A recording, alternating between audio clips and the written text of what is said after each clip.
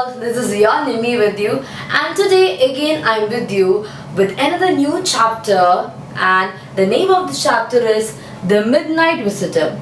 It is for the grade 10 CBSE students, taken from their supplementary textbook The Footprints Without Feet. So we have already covered the first two chapters, so this is the third chapter. Okay, so as you can see over the name of the chapter is The Midnight Visitor, and the writer is Robert Arthur. Robert Arthur, by birth he is from Philippines, and later we can see his life. He was there in US and he died in US as well. He belongs to the 20th century writer. Okay, and he was born in almost in 1906 and he died in 1969. He was basically known as a speculative writer, and all of his works are something related to all these kind of things what he saw, what makes people in the pinpoint. Everybody's curiosity is increased when you read Robert Arthur's work. So over here, as you can see, the name of the story is The Midnight Visitor. So when you can see the title, The Midnight Visitor, I'm sure everybody comes to know who visits you at midnight. Obviously it's a robber, okay, or a thief, or maybe a police officer to check in something, we don't know. But there's another visitor like this in the story. Before moving into the story, let's look into the characters of the story. The first character is Ozable. Okay, Ozable is a secret agent, and he's basically very fat. Normally when you hear the word secret agent and all, what are things that come to your mind? A very tall, maybe a secret agent in James Bond and any other series you're watching in Netflix, whatever it is. The first thing that comes into your mind when you say secret agent is tall, handsome, good looking man, right? So over here we are having a different physical feature for Ozable. Ozable is a secret agent who is actually very short and very fat.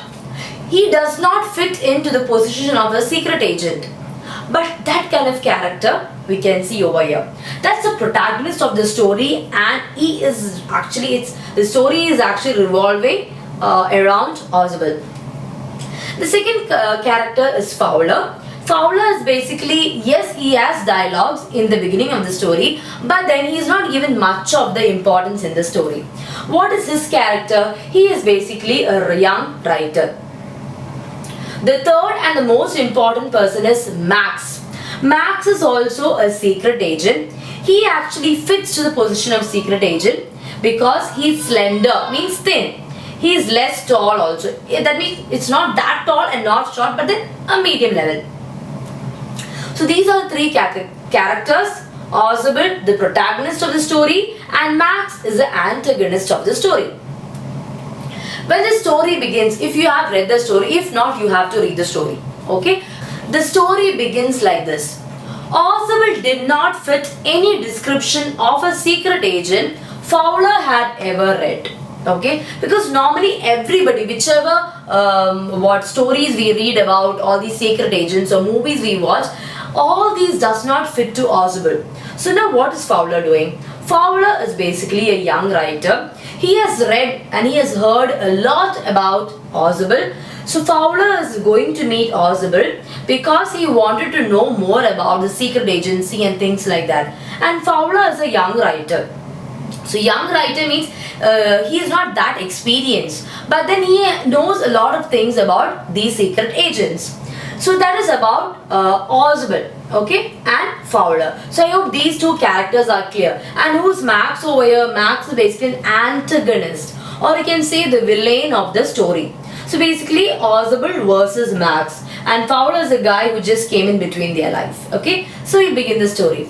So what happens? Fowler meets Ozable, and the story goes like this. In the second paragraph it's given, Ozable was for one thing fat. Very fat. And then there was his accent. Though he spoke French and German passably, he had never altogether lost the American accent. He had brought to Paris from Boston 20 years ago. So he's been in America for so many years. So what happened? He has got wonderful accent for English. Then Ozable began. You are disappointed, Ozable said Weasley over his shoulder. You were told that I was a secret agent, a spy. dealing in espionage and danger. What espionage means? Basically the art of spying. You wish to meet me because you are a writer, young and romantic. You envision mysterious figures in the night, the crack of pistols, drugs and the wine, things like that. Okay, so these were the things normally every writer would have in their mind. So Fowler also thought, okay, that night I'm going to meet a secret agent. This is a secret agent. What would he be like? He'll be being with a gun and shots and drugs and pistol. These were things in Fowler's mind as well. But then what happened? It was completely different. What happened? They were there. Instead, you have spent a dull evening in a French music hall with a sloppy fat man.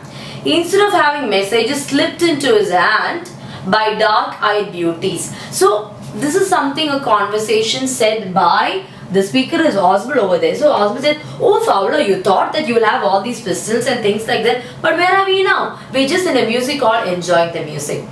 Fowler was a little disappointed because he thought all these kind of things of guns and pistols and things like that, but then not even a secret letter was there. Everything was quite, light and dull and things like that. So obviously Fowler was not so interested. Anyway, after them listening to the music, where did they go? They went to Oswald's room because Fowler wanted some more information about Oswald. So Fowler, who was Fowler? Fowler was a young writer. Fowler went to Oswald's room. Now when they entered Oswald's room, what happened? There was a guy over there. Who was the person? The person over there was Max. Now who was Max? Max is again the antagonist of the story. He was a secret agent. He was slender and then he was a less tall. Already I told you the features. So now what happened? They got into the room. Okay, and then when they got in the room, obviously just imagine you're going outside somewhere for a party or just going out to a mall or something, and then you're coming back to a room. Suddenly you saw a person. Let it be anyone, even your cousin. How did he get inside your room? That would be your first impression, right? But then Oswald didn't have any impression about or expressions on his face. What he said, I thought you were there in Berlin. What happened? What are you doing here in my room? See, he's locked the room and he's gone out, and still he could see Max inside the room and see the way he has addressed the situation. What did Max say? The report, he murmured. The report that is being brought to you tonight concerning some new missiles. I thought I would take it from you. It'll be safer in my hands than in yours. See, this is what is happening. And Oswald enters the house and Max is not just simply standing there and saying, Oswald, bring me the report. That's not the way he said. What did he say? He had a pistol in his hand. Oswald, give me the report. He murmured. It'll be safe in my hands. I know the report is all about missiles. And you want to know what was the reaction of Oswald? Oswald was again quite simple. He was quite placid. He was not bothered. What did he say? Oh, I'm going to raise the devil with the management this time. This is the second time in a month that somebody has got into my room to the nonsense balcony. See, that's what he said. So Oswald was ready to complain to the management where they are staying. Okay, so Oswald was about to complain to the management, telling that this is the second time someone is entering his room through balcony. So there is some problem with the balcony. You understood? Clear. So Max said, balcony? I just used a pass key. I just had another different key. I opened it and I got inside. This was Max's dialogue. Oh, it's on my balcony? Fine. And then Oswald gives a clear explanation of the balcony. Oswald says there is a balcony actually a part of the other apartment, but as it's very close to my bedroom, there are people coming into my room. Okay, this is one thing what he said. He said, yeah, I'll read it for you so it'll be more clear for you. You see, he said, this room used to be part of a large unit, and the next room through that door there used to be the living room. It had the balcony which extends under my window now. You can get onto it from the empty room 2 doors down, and somebody did this last month. So basically over here you can see Oswald is trying to convince Max, saying that there is a balcony in my room and you are the second person to enter to my room through this balcony. But Max said, I used a passkey. So now things are going on, and then Max is again asking for the report, because in that report there are a lot of details about the missiles. The fowler, who was not at all expecting these kind of things in Oswald's room, was totally shocked and dumbstruck. He was literally silent. And then what happened? And later on, what happened? He said, just wait, please sit down. He said, we have a wait of half an hour, I think. 31 minutes, Oswald said moodily. The appointment was for 12:30. I wish I knew how you learned about the report, Max. The little spy smiled evilly. Okay, so all these things are happening. Okay, Max is asking Fowler to sit down. Okay, but Fowler was tense. Fowler sat down. But by the time the scene, you have to think. There's a person in the house. Oswald was so cool. He sat there in the chair. And then all of a sudden the Max was asking Oswald, how many minutes left? Oswald said 30 minutes left. So now 30 minutes they have to wait for the report, and then Max would take the report and just go about it. So this was something of Max's decision. Now what happened? All of a sudden there was a knock on the door. Knock. Max was shocked. Who's that? And then Oswald said, I knew these kind of things might happen in my room. So I asked police for the protection. Max was shocked. What? You asked police for the protection? So Oswald said, yeah, I asked police for the protection. The knock was going on. Oswald! And then the knock was going on and on. Max said, see, I will wait there in your balcony. But one condition, please tell them something and ensure they are out of the room. I am there in the balcony with a gun. If you're trying to inform them about me, I will shoot you at the spot. Oswald said, okay, I agree. Oswald agreed. Oswald went near to the door and Max moved to the balcony. There was a loud thud sound on the floor. Oswald opened the door and they could see a boy standing over there. Sir, you asked me for a drink. Here is your drink. Fowler was shocked. So what about police? Oswald said, there's no police. There was something cooked up by me. So what about Max? What if he returns? Oswald said, don't worry. There's no balcony in my house. So he just start fall down. So he might not come very near or very soon. Fowler was happy. Fowler was so happy to see what he has said. So in this story, when the story ends, one thing what you have to know is secret agent Oswald was very fat. But here the Max, the secret agent, was slender and less tall. But then who was more intelligent? Oswald. That's the only theme of the story. Do not judge the book by its cover.